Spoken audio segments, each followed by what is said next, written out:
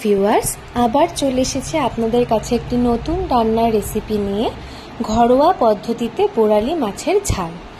আপনাদের যদি ভালো লেগে থাকে আমাকে অবশ্যই কমেন্টে জানাবেন এবং একটি লাইক করে দেবেন এবং পরিবারের সকলের সাথে শেয়ার করবেন।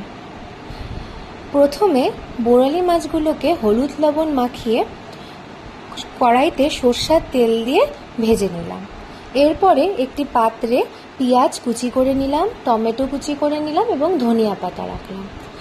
মাছগুলো ভাজা হয়ে গেলে তাতে আরও সামান্য পরিমাণ তেল দিয়ে তাতে কাঁচা লঙ্কা, কালো জিরা ফোড়ন দিয়ে কুচি করে রাখা পেঁয়াজগুলো দিয়ে দিলাম।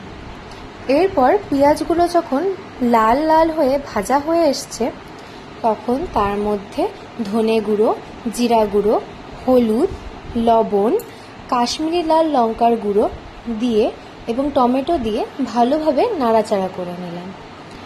এরপরে তার থেকে যখন তেল বেরিয়ে আসছে তখন তার মধ্যে আমি মাছগুলো দিয়ে দিলাম। মাছগুলো দিয়ে নাড়াচাড়া করে সামান্য জল দিয়ে দিলাম, দিয়ে 5 মিনিট ঢেকে রাখলাম।